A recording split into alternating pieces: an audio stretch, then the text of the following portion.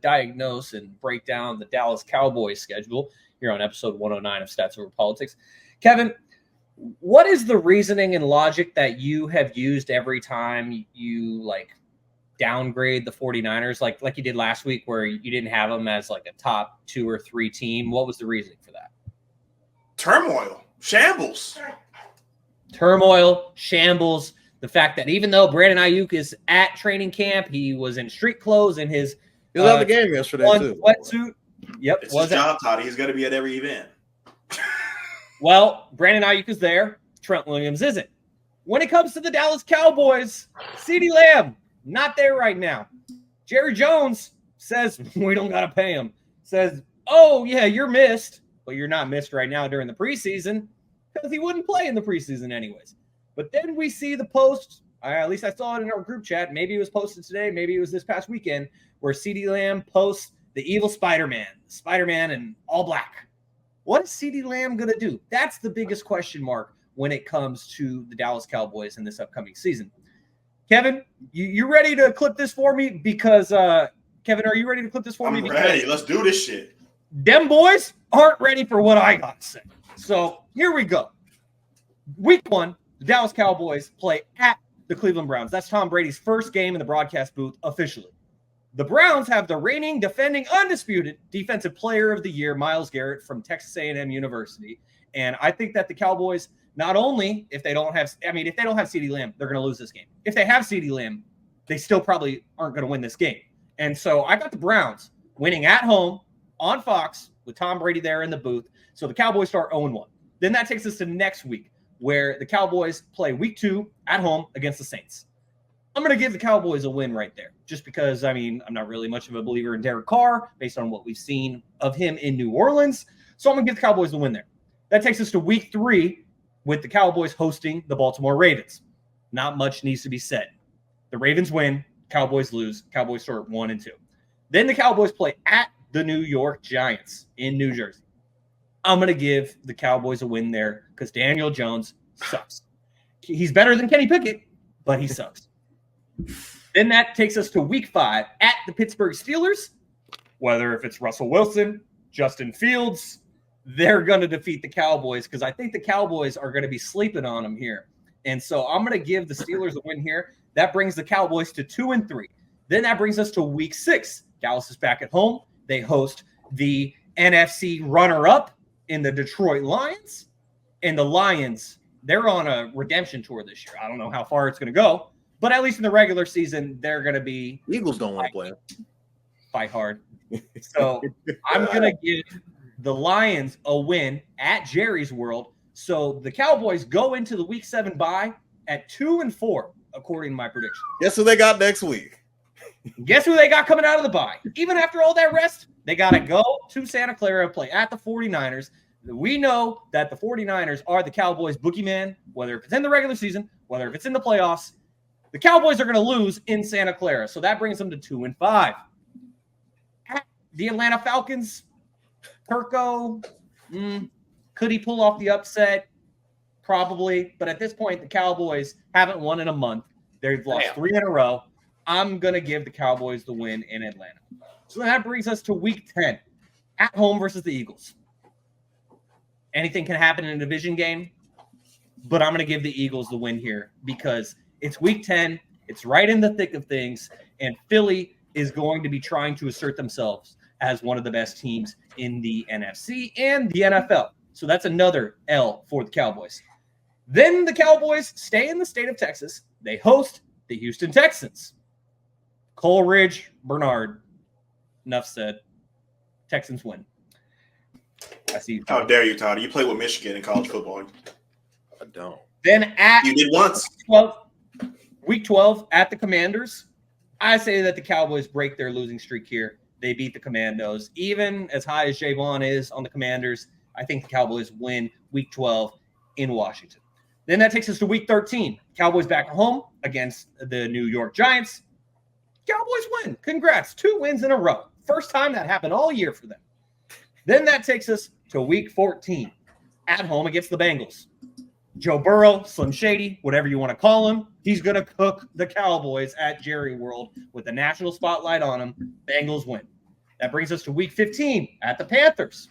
Sorry, Bryce Young. You're just not him yet. So I'm going to give the win to the Cowboys week 15 at the Panthers.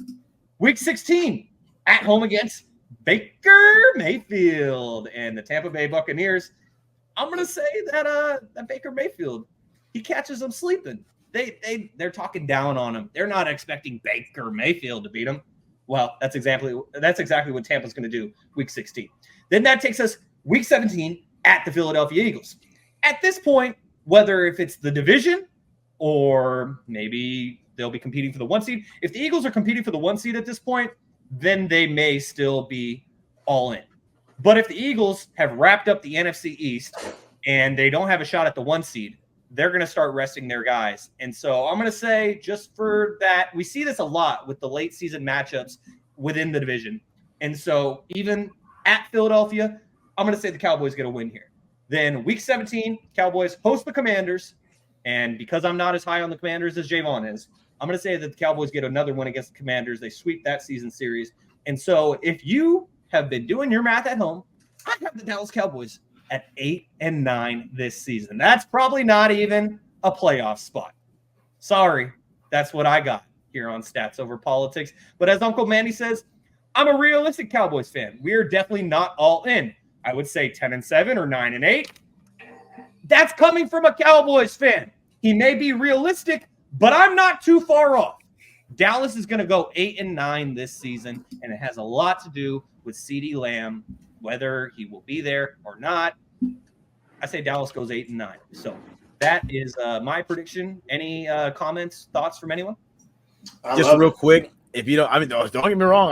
I pray to God you're correct, brother. I really do, because I'm just tired of it.